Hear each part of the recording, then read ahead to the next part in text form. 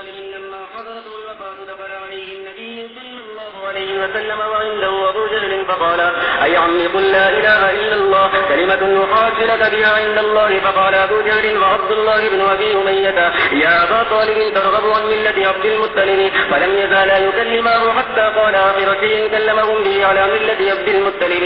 فقال النبي صلى الله عليه وسلم: لا أستغفرن لك ما لم أنهى عنك. فنزلت ما كان للنبي والذين آمنوا أن يستغفروا للمشركين ولو كانوا لي قربى من بعد ما تبين لهم أنهم أصحاب الجحيم. ونزلت إنك لا تهدي من أحببت.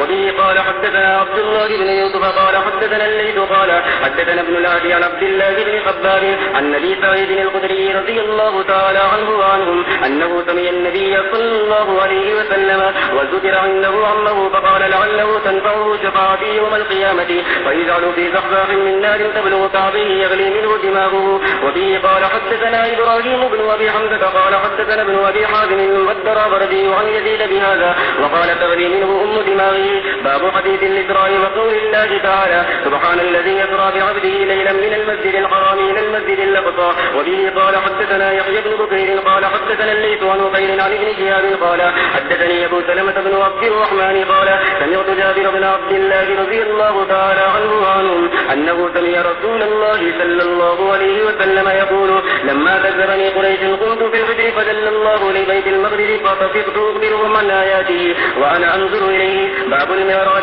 وبه قال حدثنا غتبة بن خالد قال حدثنا همام بن يحيى قال حدثنا قتادة عن أنس بن مالك عن مالك بن صعصعة رضي الله تعالى عنه وعنهم أن النبي صلى الله عليه وسلم حدثهم عن ليلة أسري به بينما أنا في الحديث وربما قال في الحديث ملتجيا إذا ثانيات فقد قال: وسمعته يقول فشق ما بين هذه إلى هذه فقلت للجارود وهو إلى جنبي ما يعني به قال: من سغرة نحره إلى جهرته. وسمعته يقول: من قصدي إلى جهرته فاستخرج قلبي ثم أوتيت بتفت من ذهب مملوءة إيمانا فقتل قلبي ثم حجي ثم أعيد ثم أوتيت بدابة دون البغل وفوق الحمار يبيض.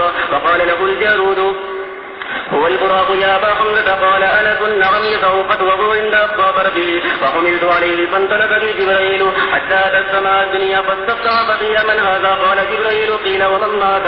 قال: محمد. قيل: وقد أرسل إليه؟ قال: نعم. قيل: مرحبا به. فنعم المجيء جاء ففتح فلما فرغ فقال: هذا سلم عليه فسلمت عليه فرد السلام ثم قال: مرحبا بالإذن الصالح والنبي الصالح. ثم صعد حتى أتى السماء الثانية فاستفتح. قيل: من هذا؟ قال جبريل. قيل: ومن معك؟ قال: محمد. قيل: وقد أرسل إليه؟ قال: نعم. قيل: مرحبا به. فنعم المجيء جاء ففتح فلما قلت إذا يحيى وعيسى وهو ابن الخالد قال: هذا يحيى وعيسى فسلم عليهما. فسلمت فرد ثم قال: مرحبا بالأخ الصالح والنبي الصالح. ثم صعد به إلى السماء الثالثة فاستفتح. قيل: من هذا؟ قال جبريل. قيل: ومن معك؟ قال: محمد. قيل: وقد أرسل إليه؟ قال: نعم. قيل: مرحبا به. فنعم المجيء جاء به. ففتح فلما فرغت إذا يوسف قال: هذا يوسف فسلم عليه. فسلمت عليه فرد ثم قال: مرحبا بالأخ الصالح والنبي الصالح. ثم صعد به حتى أتى السماء الرابعة فاستفتح. قيل: من هذا؟ قال جبريل. قيل: ومن معك؟ قال: محمد. إليه قال: نعم. مرحبا به. فنعم المجيء جاء ففتح فلما فرغت إلى إدريس قال: هذا إدريس فسلم عليه. فسلمت عليه فرد ثم قال: مرحبا بالأخ الصالح والنبي الصالح. ثم صعد به حتى أتى السماء الخامسة فاستفتح. قيل: من هذا؟ قال جبريل. قيل: ومن معك؟ قال: محمد. قيل: وقد أرسل إليه؟ قال: نعم. قيل: مرحبا به. فنعم المجيء جاء. فلما خلصت فإذا هارون قال: هذا هارون فسلم عليه. فسلمت عليه فرد ثم قال: مرحبا بالأخ الصالح والنبي